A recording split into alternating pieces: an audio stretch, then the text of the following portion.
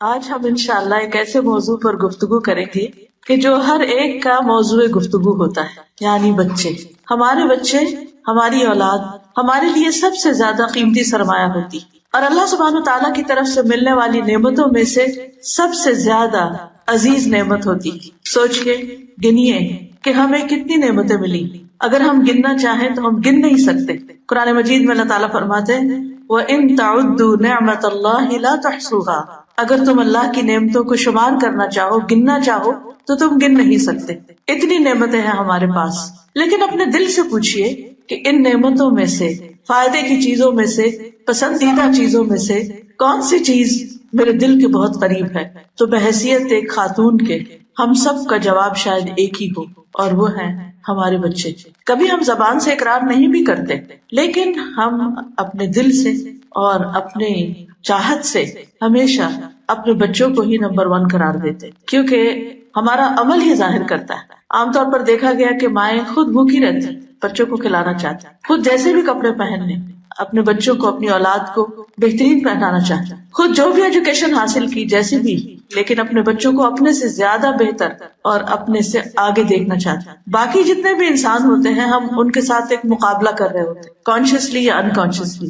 لیکن اولاد، اس کے ساتھ جو ہمارا رویہ ہوتا ہے اس میں ہمارا دل یہ چاہتا ہے کہ وہ ہم سے بھی آگے نکل جائے. باقی لوگوں کے مقابلے میں ہم آگے نکلنا چاہتے ہیں، لیکن اولاد کے لیے ہم کیا چاہتے ہیں کہ وہ ہم سے بھی آگے جائیں. ہم ان کی کامیابی کو ہر چیز سے زیادہ عزیز سمجھتے ہیں، اور ان کی ناکامی، ان کے دکھ، ان کی تکلیف کو ہر دکھ سے بڑا دکھ سمجھتے ہیں. تو اس میں کوئی شک ہی نہیں کہ اولاد ہمیں سب سے زیادہ عزیز ہوتی ہے. تمام رشتوں میں، تمام انسانوں میں اللہ سبحانہ تعالیٰ نے اولاد کے معاملے میں قرآن مجید میں فرمایا للہ ملک السماوات والارض یخلق ما یشاء یہب لمن یشاء اناثا ویہب لمن یشاء الذکور او یزوجہم ذکرانا واناثا ویجعل من یشاء عقیما انہ علیم قدیر.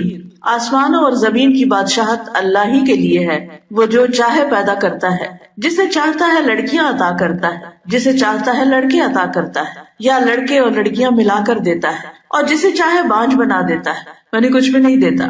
یقیناً وہ سب کچھ جاننے والا اور قدرت والا ہے. تو اس سے یہ پتہ چلتا ہے کہ جو بھی اولاد ہمیں ملی، وہ لڑکا ہے یا لڑکی، یہ اللہ ہی کا فیصلہ تھا، اللہ ہی کی دین تھی.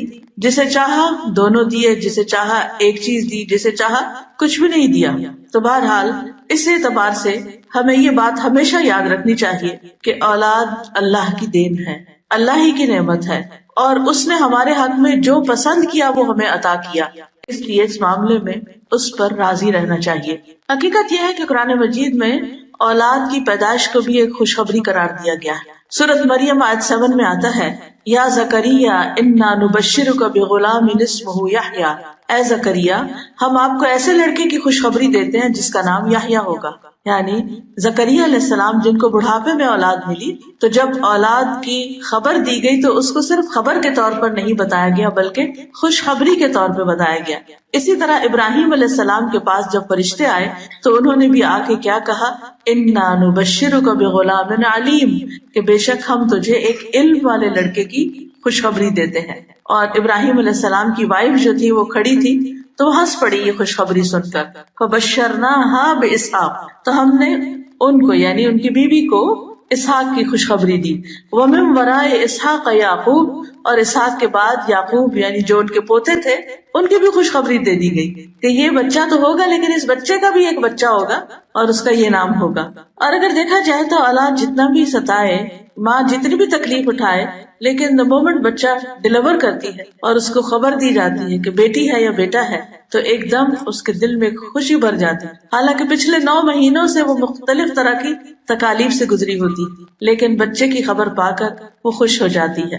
اور پھر ہم دیکھتے ہیں کہ ہم اپنی زندگی میں یہ دعائیں بھی مانگتے رہتے ہیں کہ ربنا ہب لنا من ازواجنا وذریاتنا قرۃ اعین واجعلنا للمتقین اماما. اے ہمارے رب، ہمیں ہمارے ازواج، بیویوں یا شوہر اور اولادوں سے آنکھوں کی ٹھنڈک عطا کر اور ہمیں متقین کا امام بنا. نبی صلی اللہ علیہ وسلم نے ہماری اولاد کو ہماری بہترین کمائی بھی قرار دیا ہے. آپ نے فرمایا یقیناً تمہاری اولاد تمہاری بہترین کمائی ہے، بس اپنی اولاد کی کمائی میں سے کھاؤ. یعنی بچے جو کماتے ہیں یا بچوں کی جو آمدنی ہوتی ہے اس میں ماں باپ کا بھی حق ہے. تو ماں باپ کے لیے دنیا میں خوشخبری بھی ہو گئی، آنکھوں کی ٹھنڈک بھی ہو گئی، بہترین کمائی بھی ہو گئی، پھر آخرت میں بھی درجات کی بلندی کا ذریعہ ہوتی ہے اولاد. رسول اللہ صلی اللہ علیہ وسلم نے فرمایا جب انسان مر جاتا ہے تو 3 اعمال کے علاوہ اس کے تمام اعمال ختم ہو جاتے ہیں، یعنی اس کا نامہ اعمال بند ہو جاتا ہے. وہ 3 اعمال کون سے؟ صدقہ جاریہ، یعنی اللہ کے راستے میں زندگی میں اپنے ہاتھ سے مال خرچ کرنا جو بعد میں ایسے جگہوں پر اگر خرچ کیا ہو کہ جن کا فائدہ لوگوں کو پہنچ رہا ہے تو وہ صدقہ جاریہ بن جاتا ہے. یا وہ علم جس سے نفع اٹھایا جائے، دوسرے لوگ فائدہ اٹھائیں، یا نیک اولاد جو اس کے لیے دعا کرتی رہے. اور دلچسپ بات یہ ہے کہ یہاں ولد صالح کی بات آئی ہے. ولد کا معنی صرف بیٹا نہیں ہوتا، ولد اسم جنس ہے جس میں بیٹا، بیٹی، بیٹے، بیٹیاں، واحد، جمع سبھی اس میں شامل ہو جاتا ہے. تو ایک اولاد میں سے ایک دعا کرے یا سب کریں، بیٹا کرے یا بیٹی کرے، سب کے سب جو ہیں وہ والدین کے لیے فائدہ مند ثابت ہوتے ہیں. لیکن یہ یاد رکھیے کہ اولاد جہاں خوشخبری ہے وہاں ایک ذمہ داری بھی ہے، ایک ریسپانسبلٹی بھی ہے جس کے بارے میں قیامت کے دن سوال ہوگا.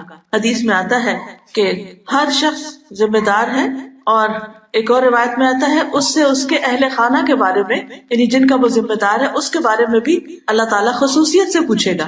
خاص طور پر ماں، یعنی باپ کی بھی ذمہ داری ہے، لیکن یاد رکھیے کہ ماں کی ذمہ داری زیادہ ہے. صحیح بخاری کی حدیث ہے، حضرت عبداللہ سے روایت ہے رضی اللہ عنہ کہ رسول اللہ صلی اللہ علیہ وسلم نے فرمایا تم میں سے ہر شخص نگران ہے اور اس سے اس کی رعیت کے بارے میں سوال کیا جائے گا. امام جو لوگوں پر نگران ہے اس سے ان کے بارے میں پوچھا جائے گا. آدمی اپنے گھر والوں پر نگران ہے، آدمی اپنے گھر والوں پہ نگران ہے، اس سے ان کے بارے میں سوال کیا جائے گا.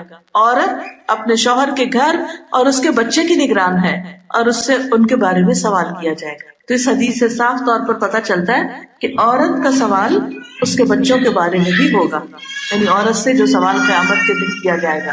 اس لیے ہم سب کو اپنی ذمہ داری محسوس کرنی چاہیے اور اس کو ادا بھی کرنا چاہیے. یہ ذمہ داری ہم کیسے ادا کر سکتے ہیں؟ اولاد کی اچھی تربیت کر کے، ان کو کسی کام کا بنا کر. اب یہ تربیت کیسے کی جائے؟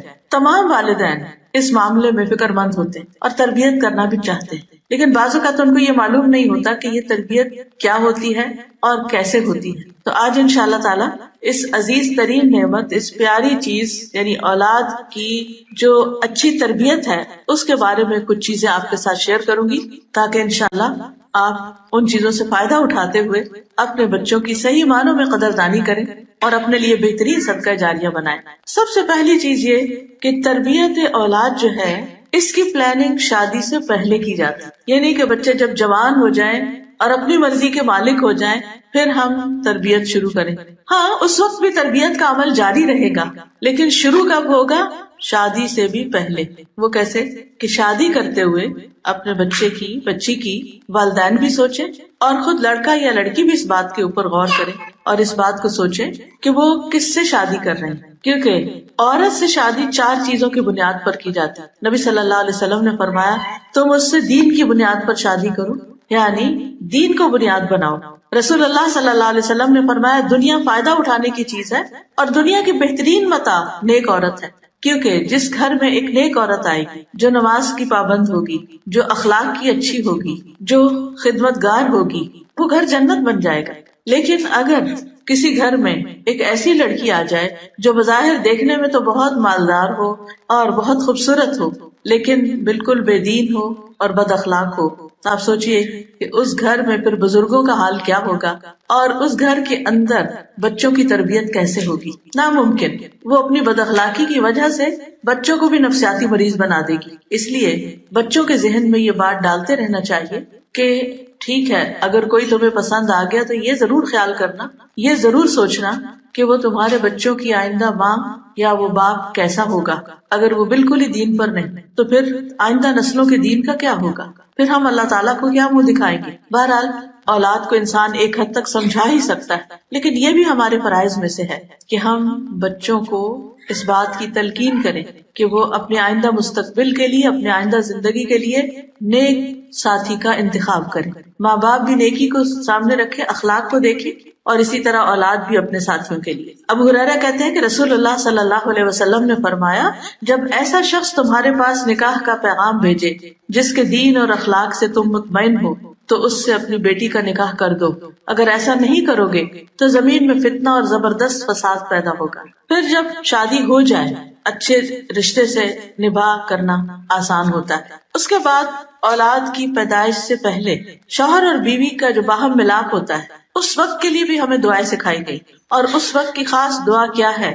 حدیث میں آتا ہے جب تم میں سے کوئی اپنی بیوی سے صحبت کرے تو یہ دعا مانگے، بسم اللہ اللہم جنبنا الشیطان وجنب الشیطان ما رزقتنا. اللہ کے نام کے ساتھ، یعنی اس وقت بھی بسم اللہ کہے، اے اللہ ہمیں شیطان سے بچا اور شیطان کو اس چیز سے دور رکھ جو اس کے نتیجے میں، یعنی ہمارے اس تعلق کے نتیجے میں جو بھی تو ہمیں عطا فرمائے اس کو بھی شیطان سے بچا. تو آپ نے فرمایا کہ ان دونوں کو جو اولاد ملے گی شیطان اسے نقصان نہیں پہنچا سکے گا، یعنی تربیت یہیں سے شروع ہو گئی. پھر آپ دیکھیے کہ عین ولادت کے وقت حضرت مریم کی مثال ہمیں ملتی ہے. سورۃ آل عمران میں ان کی سٹوری ملتی ہے. اس میں حضرت مریم کی والدہ جب حضرت مریم پیدا ہوتی ہیں تو یہ دعا کرتی ہیں، وَإِنِّي أُعِيذُهَا بِكَ وَذُرِّيَّتَهَا مِنَ الشَّيْطَانِ الرَّجِيمِ. بے شک میں اس کو اور اس کی اولاد کو شیطان مردود سے تیری پناہ میں دیتی ہوں. تو گویا آغاز میں بھی اور انتہا میں بھی، یعنی پیدائش کے اول مرحلے پر اور پھر جب دنیا میں بچہ آ جائے، دونوں مواقع پر ایک خاص چیز کی دعا ضروری ہے اور وہ ہے شیطان سے بچنے کی دعا. اور اس کے لیے جب ولادت کا وقت قریب ہو، ماں پینز لے رہی ہو، ہاسپٹل جا چکی ہو، تو بھی اللہ کا ذکر کرنا نہ بھولے، اور خاص طور پر آیت الکرسی وغیرہ پڑھتی رہے، اللہ کا ذکر کرتی رہے، لا الہ الا اللہ پڑھتی رہے، تاکہ آنے والا بچہ جو ہے اللہ تعالیٰ اس کی شیطان مردود سے حفاظت فرمائے. اب دیکھیے کہ اس کے بعد پھر بالکل بچپنا ہوتا ہے، بچہ ماں کا دودھ پیتا ہے، تو جس ماں کے خیالات پازیٹو ہوں گے، جس ماں کے بولنے کا انداز محبت والا ہوگا، جو ماں اپنے بچے کے ساتھ سچا پیار کرتی ہوگی، وہ پھر اپنے جذبات پر بھی کنٹرول کرے گی. وہ اپنے ہر طرز عمل کو، ہر ایکشن کو سوچ سمجھ کر کرے گی کہ میں اپنے بچے کے لیے ایک نمونہ ہوں، ایک رول ماڈل ہوں. تو یاد رکھیے، اولاد کی تربیت کے لیے اہم ترین نقطہ عمل سے تربیت، باتوں سے نہیں، عمل سے تربیت. اور میں یہ چاہوں گی کہ آپ میں سے ہر ماں اس بات کو یاد رکھے کہ میں نے اپنے بچے کو جو سکھانا ہے وہ کر کے دکھانا ہے. اگر مجھے اسے یہ بتانا ہے کہ تم نے سچ بولنا ہے تو پھر مجھے ہمیشہ سچ بولنا ہے. اگر میں نے اس کو امانت دار بنانا ہے تو خود امانت کا لحاظ رکھنا ہے. اگر میں نے اس کو زور سے چیخنے چلانے سے منع کرنا ہے تو خود آہستہ بول کر دکھانا ہے. اور یہ صرف مصنوعی طور پر، تکلف کے طور پر کسی ایک دن کی بات نہیں ہوگی، بلکہ مستقل طور پر یہ طرز عمل اور اخلاق اختیار کرنا ہوگا.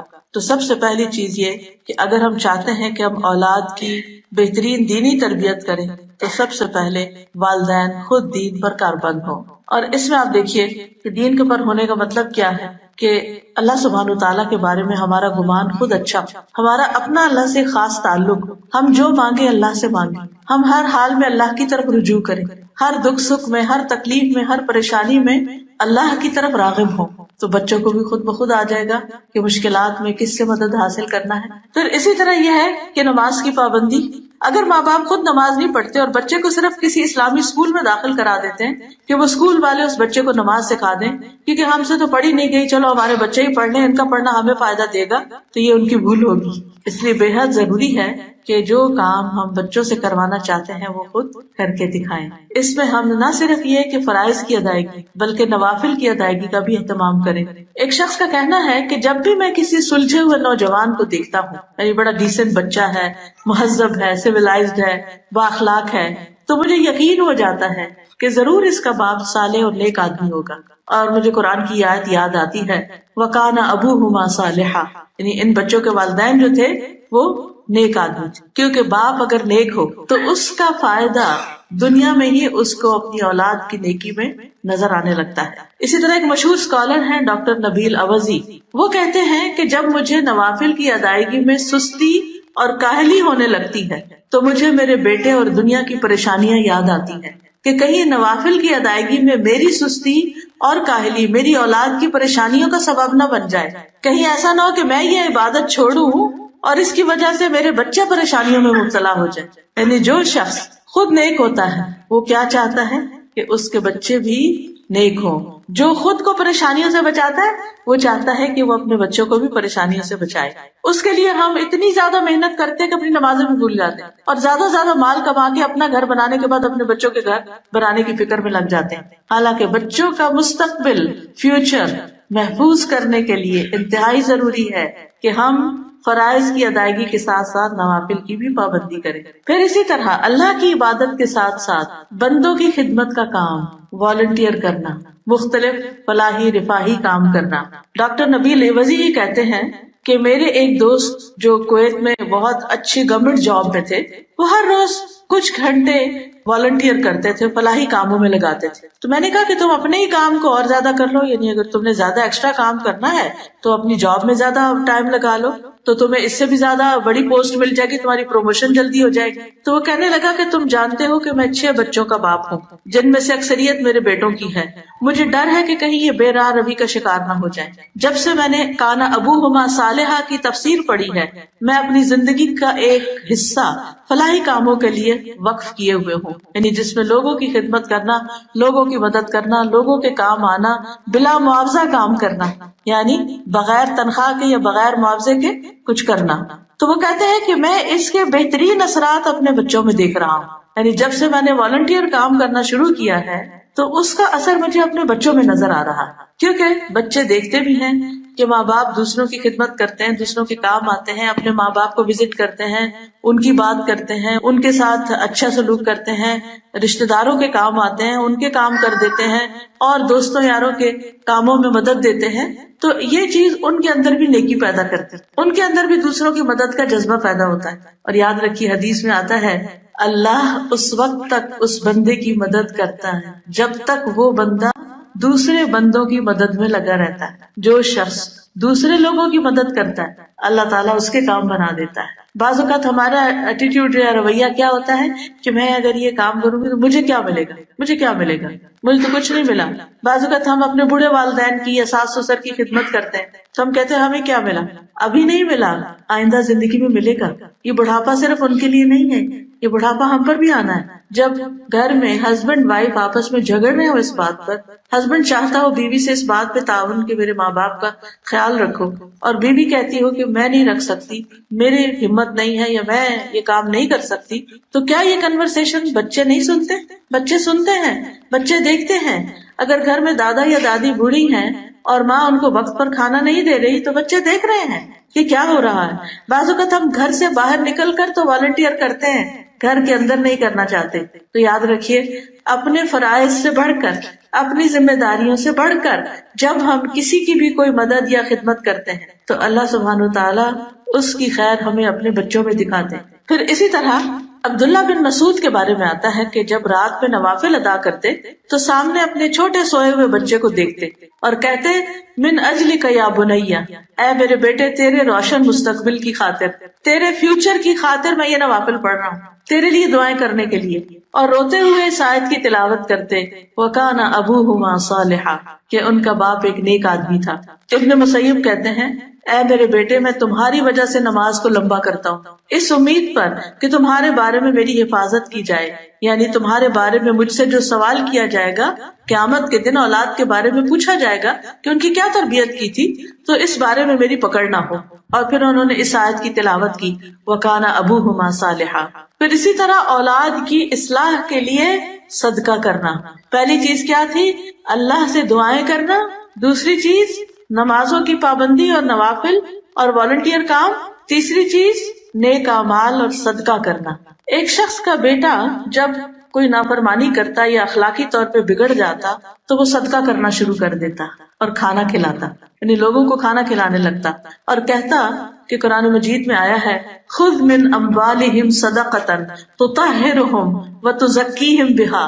نبی صلی اللہ علیہ وسلم کو حکم ہے قرآن مجید میں کہ ان کے مالوں میں سے صدقہ لے لیجئے، یعنی یہ جب صدقہ لائے تو صدقے کو لے لیجئے اور خیر کے کاموں میں استعمال کیجئے. مراد یہ اس کے ساتھ یعنی اس صدقے کی وجہ سے، اس صدقے کے ذریعے آپ انہیں پاک کیجیے. تو صدقہ کیا ہے؟ پاک کرنے کا ذریعہ ہے. اور انہیں صاف کیجیے. اور پھر وہ اس آیت کو پڑھ کر یہ کہتے ہیں اللہم ھذہ لتزکیۃ اخلاق ابنی فانھا اشد علی من مرضہ. اے اللہ یہ صدقہ میرے بیٹے کے اخلاقی تزکیہ کے لیے، اس صدقے کے ذریعے میں اپنے بچے کے اخلاق کا تزکیہ کرنا چاہتا ہوں، تربیت کرنا چاہتا ہوں. پس بے شک یہ اخلاقی بے راہ روی اور اس کا یہ بگاڑ میرے لیے اس کی بیماری سے، یعنی فزیکل کنڈیشن سے بھی زیادہ شدید، یعنی اس کی نافرمانی، اس کے گناہ اور اس کا غلط کام جو ہے وہ مجھے زیادہ تکلیف دیتے ہیں بنسبت اس کے کہیں بیمار ہو جائے. یہ بیمار ہو تو مجھے تکلیف ہوتی ہے، لیکن اتنی تکلیف نہیں جتنی اس کے بے راہ رو ہونے سے مجھے ہو رہی. تو اللہ اس کے جو گناہ ہیں تو اس صدقے کی وجہ سے معاف کرتے اور اس کو ہدایت دیتے. تو یہ بھی تربیت کا ایک اہم اصول ہے. پھر اسی طرح ایک اور آدمی جس کے پاس زیادہ مال نہیں تھا، وہ مال کا صدقہ نہیں کر سکتا تھا، بس اس کے گزر گزارے کے لائق تھوڑے بہت اس کے پاس چیزیں تھی. تو اس کا بیٹا جب اس کے اوپر غالب آنے لگتا، بدتمیزی کرتا، تو وہ رات کو قیام میں سورۃ البقرہ پڑھتا اور دعا کرتا، اے اللہ یہ میرا صدقہ ہے، یعنی میرے پاس پیسے تو نہیں لیکن میں نے قرآن کی تلاوت کی ہے نماز میں، اس کو میرے سے قبول کر لے اور میرے لیے اس بیٹے کی اصلاح کر دے. کیونکہ بہت سے لوگ اسی قسم کے کوشچنس کرتے ہیں نا، بچے بدتمیزی کرتے ہیں، بچے بات نہیں مانتے، بچے تنگ کر رہے ہیں، بچے کام نہیں کر رہے، بچے شادی نہیں کر رہے، بچے جاب پہ نہیں جاتے. 100 بچوں کی مشکلات میں لوگ گھرے ہوئے ہوتے ہیں عام طور پر. ان کو سمجھ نہیں آتی کہ اس سے نکلنے کا کیا ذریعہ. کبھی کسی سائیکالوجسٹ کے پاس جا رہے ہیں، کبھی کسی مولوی صاحب کو بلا رہے ہیں، کبھی کسی جن بھوت بھگانے والے کو بلا رہے ہیں، اور مسئلہ حل ہو کے دیتا ہی نہیں. تو بات یہ ہے کہ ایسے میں ٹھیک ہے انسان دوسروں سے مشورہ کرے، لیکن اس کے ساتھ ساتھ اپنے عمل کی اصلاح کرے، اپنی نمازوں کی اصلاح، اپنے قرآن کی اصلاح، اپنے صدقہ خیرات کی، اپنی تہجد، ان چیزوں کی طرف توجہ کرے اور خوب خوب اللہ تعالیٰ سے دعا کرے. اسی لیے کہا جاتا ہے کہ اپنے بیٹوں کی اصلاح، یعنی بچے مراد ہیں، اپنے بچوں کی اصلاح کی نیت کے ساتھ اللہ کی طرف عبادت کرو. پھر اگر وہ تمہاری کوششوں پر غالب آ بھی جائیں تو وہ تمہاری نیتوں پہ غالب آنے کی طاقت ہرگز نہیں رکھ سکتے. تو لازم ہے کہ ہم بچوں کی بری عادات کو ختم کرنے کے لیے اللہ تعالیٰ سے مدد لیں، اللہ کی مدد سے یہ سب کریں. مثلا اگر بچے کے اندر آپ دیکھتے ہیں کہ اس کو جھوٹ کی عادت پڑ رہی ہے، جھوٹ بولنے لگ گیا. جب چھوٹے ہوتے ہیں نا بچے تو بعض اوقات بڑے اچھے ہوتے ہیں، سیدھی سیدھی بات کرتے ہیں، پھر بڑے ہو کر کچھ ایسے کام کرنے لگتے ہیں جنہیں وہ ہم سے چھپانا چاہتے ہیں، تو اس میں پھر غلط بیانی سے کام لیتے ہیں. تو اس میں آپ دیکھیے کہ اب کون ہے جو ہماری مدد کرے کہ اس بچے کا جھوٹ ختم ہو جائے. تو سب سے پہلے اگر ہمارے ذہن میں کوئی آ بھی جائے کہ فلاں شخص بہت سمجھدار ہے، اس سے مشورہ کرتا ہوں، اس تک بھی جانے سے پہلے اللہ سے مدد لے کہ یا اللہ میں اس کام کے لیے تیرے فلاں بندے کے پاس جس کو تو نے علم دے رکھا ہے میں جا رہا ہوں، لیکن ہدایت تو تو دینے والا ہے، ہدایت تو تو ہی دے گا، تو اس کو ہدایت دے دینا، تو اس کو راستہ دکھا دینا. پھر اسی طرح آپ دیکھیے کہ بچوں کی تربیت کے لیے ان کے ساتھ اپنا گیپ کم کیجیے، کمیونیکیشن بڑھائیے، ان کے ساتھ وقت گزاریے. یہ نہیں کہ صرف پڑھنے پڑھانے کے لیے یا صرف چند نصیحتوں کے لیے یا صرف کھانے کی بیس پر نہیں، مختلف کاموں میں ان کو اپنے ساتھ شریک کریں. کیونکہ بعض اوقات ماں اپنے کام کر کر کے خوب ایکسپرٹ ہو جاتی ہے کھانا پکانے کی اور گھر چلانے کی، گھر داری کی، لہٰذا بیٹیوں کے ہوتے ہوئے بھی وہ سارے کام خود ہی کرتی، بیٹیوں کو قریب نہیں آنے دیتی، کیونکہ ان کو لگتا ہے کہ وہ اتنا مزے کا کھانا نہیں بنے گا یا اتنے اچھے طریقے سے گھر نہیں چلے گا، لہٰذا وہ ہر کام خود ہی کرتی رہتی. یہ طریقہ درست نہیں. اس سے کیا ہے کہ آپ تو کچن میں کام کر کر کے تھک رہے ہیں اور بچیاں موبائل میں بیٹھ کے ادھر ادھر گپ شپ کر رہے ہیں، یا چلے پڑھ بھی نہیں ہیں تو بھی یہ جسٹیفائی نہیں کرتا کہ آپ سارے کام اکیلے ہی کرتے رہیں، اور اس طرح آپ کو اپنے بچوں کے ساتھ ٹائم سپینڈ کرنے کا کوئی موقع ہی نہیں ملتا. لہٰذا بے حد ضروری ہے کہ آپ ان کا کچھ نہ کچھ وقت کا حصہ کام میں اپنے ساتھ لگا کر گزاریں، یعنی اکٹھے کام کریں، چاہے اکٹھے کوکنگ کریں، چاہے آپ اکٹھے لانڈری کے لیے تیاری کریں، چاہے آپ اکٹھے گارڈننگ کریں، چاہے اکٹھے گروسریز کرنے جائیں، چاہے اکٹھے ڈاکٹر کے پاس جائیں، ان کے ساتھ کام کے دوران ٹائم سپینڈ کریں. اکٹھے کام کرنے سے وہاں بانڈنگ، ایک ٹیم ورک ڈیولپ ہوتا ہے، انڈرسٹینڈنگ. مثلا شروع میں جب آپ کام کریں گے آپ کہیں گے یہ برتن دو مجھے، وہ کچھ اور پکڑا دیں گے، آپ کہیں گے اتنا ڈالو، وہ زیادہ ڈال دے گی، اب آپ کو سخت غصہ آ جاتا ہے، آپ کہیں گے جاؤ مجھے شکل نہ دکھاؤ میں خود ہی کروں. نہیں نہیں نہیں، یہ ہے وقت صبر کا. کوئی بات نہیں، غلطی ہوگی، اچھا دوبارہ کرو، دوبارہ کرو، حتیٰ کہ اس کو وہ کام آ جائے. اور اس کا کانفیڈنس بحال ہو جائے. اگر آپ نے اس کی غلطی پر اس طرح اس کو ڈانٹ کے نکال دیا، ساری زندگی اس کو کانفیڈنس نہیں آئے گا کہ وہ یہ کام کر سکتی. اس کے اندر ایک خوف پیدا ہو جائے گا کہ میں ایک اچھی کک نہیں ہو سکتا، میں ایک اچھی گھر والی خاتون نہیں ہو سکتا، تو چلو صرف باہر کے کاموں میں ہی ایکسل کر جاؤ. اپنے آپ کو منوانا ہی ہے نا، کہیں بھی منوا لو.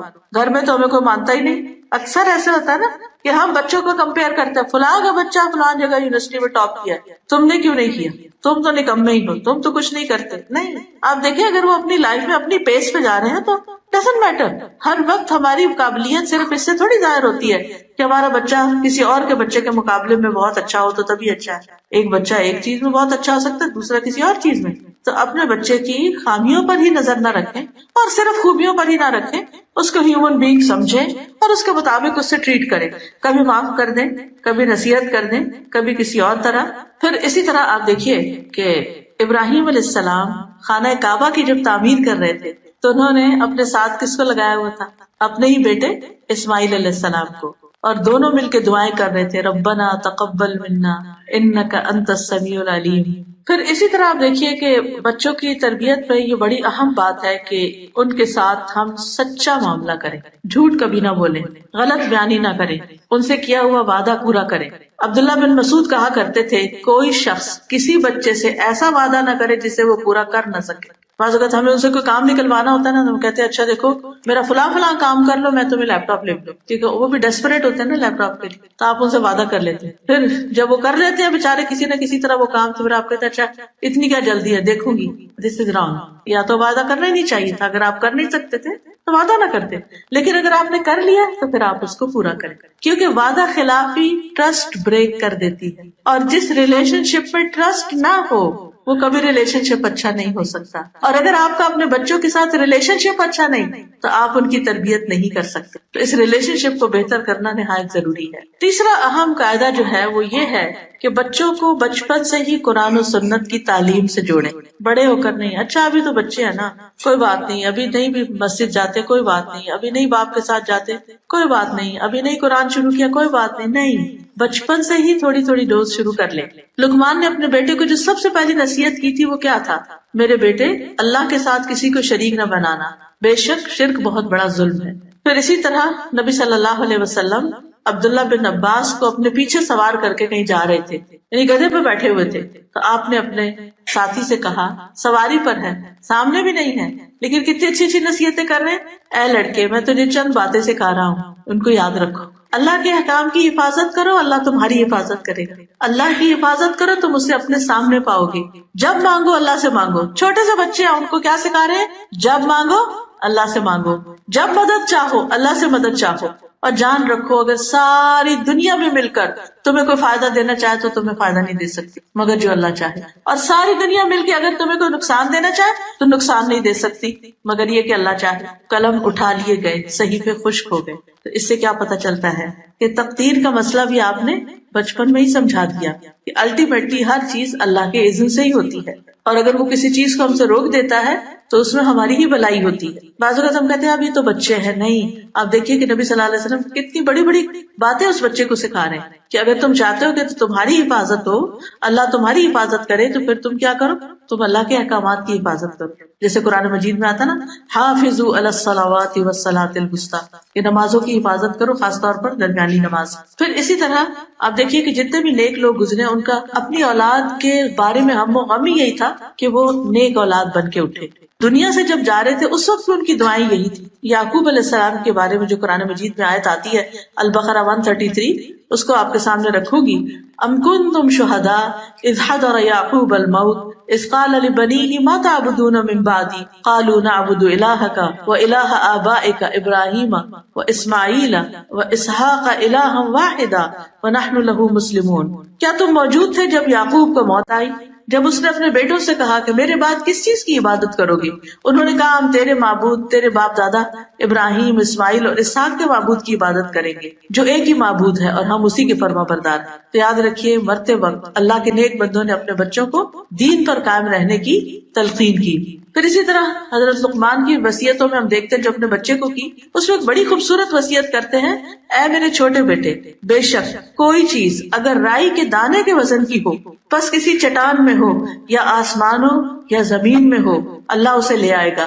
اللہ بڑا باریک بین اور پوری خبر رکھنے والا ہے۔ تو اس سے کیا پتا چلتا ہے؟ اس سے بھی یہ بات ہمارے سامنے آتی ہے اور بہت ہی اہم ہے کہ بچوں کو بچپن سے اللہ تعالیٰ کی صفات کا علم دینا چاہیے، یعنی قرآن و سنت کے علم میں اللہ تعالیٰ کے ناموں کا علم، اللہ تعالیٰ کی صفات کا علم، اللہ تعالیٰ کے کاموں کے بارے میں علم، کہ کون ہے وہ، اس کا نام کیا ہے، اس کی کوالٹیز کیا ہے، اور پھر وہ کیا کیا کرتا ہے۔ تو اس میں خاص طور پر یہ کہ اللہ تعالیٰ لطیف خبیر ہے۔ پھر آخرت کا تصور دے۔ قرآن مجید میں اللہ تعالیٰ فرماتے ہیں یا ایھا الذین آمنوا قوا انفسکم واہلیکم نارا، اے لوگو جو ایمان لائے ہو، اپنے آپ کو اور اپنے گھر والوں کو آگ سے بچاؤ جس کا ایندھن آدمی اور پتھر ہے۔ تو ہمارے اوپر فرض بنتا ہے کہ ہم اپنی آخرت کے ساتھ ساتھ اپنے بچوں کی آخرت کی بھی فکر کریں۔ پھر نمازوں کی پابندی سکھانا، خصوصاً نفل نماز کی ترغیب دینا۔ پھر بچوں کو روزے رکھوانا۔ صحابیات جو تھی وہ عاشورہ کا روزہ بھی بچوں کو رکھواتی، دودھ پیتے بچوں کو بھی وہ رونے لگتے تو ان کو کھلونے دے دیتی، یعنی بہت چھوٹے چھوٹے بچوں کو بھی روزہ رکھواتی۔ پھر دن کے کسی حصے میں ان کو کچھ کھلا پلا دیتی ہوگی، لیکن ان کو بھی ایک شعور بچپن سے ہی دلاتی کہ روزہ رکھنے کی چیز۔ پھر بچوں کو حج کروانا، عمرے پہ لے جانا۔ یاد رکھیے عمرے پہ لے کے جانا جو ہے یہ مجھے تربیت کے لیے بہت ہی فائدہ مند نظر آتا ہے۔ میں جب 2005 میں یہاں پر آئی، 2004-05 میں، تو میرا بیٹا اس وقت چھوٹا تھا۔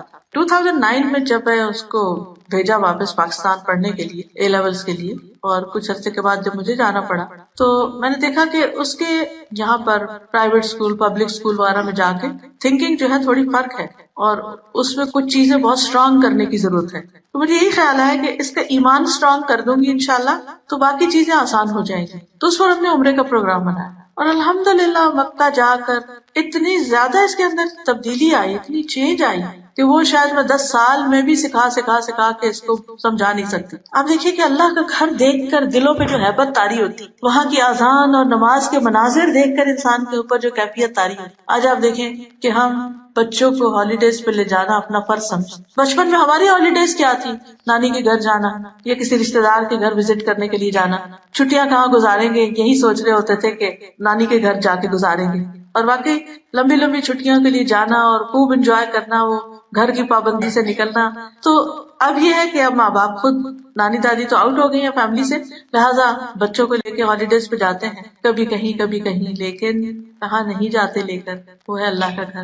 میں نہیں کہتی کہ سب ایسے ہی کرتے ہیں، الحمدللہ بہت سے لوگ لے کے بھی جاتے ہیں، لیکن بہت سے لوگ گھبراتے ہیں بچوں کو لے جانے سے، خوف ہوتا ہے ان کو، وہ کہتے ہیں وہ بہت رش ہوگا، بچے گھبرا جائیں گے، بچوں نے ایسا ماحول نہیں دیکھا، بچے پریشان ہو جائیں گے، بہت گرمی ہے بچوں کو گرمی لگ جائے گی، بچوں کو یہ ہو جائے گا، بچوں کو ہو جائے گا، اور اس خوف سے وہ اللہ کے گھر نہیں لے کے جاتے۔ میں تو سمجھتی ہوں کہ بچوں کی تربیت کے لیے باقاعدہ اپنے گھر میں ہی ایک فنڈ قائم کر کے رکھے کہ جب یہ تھوڑا سا بھی ہوش سنبھالتے ہیں تو ان کو سب سے پہلے اللہ کے گھر لے کے، ایون پاکستان لے جانے سے پہلے، رشتے داروں کے پاس لے جانے سے پہلے اللہ کے گھر لے جانے کا کوئی پلان کرے۔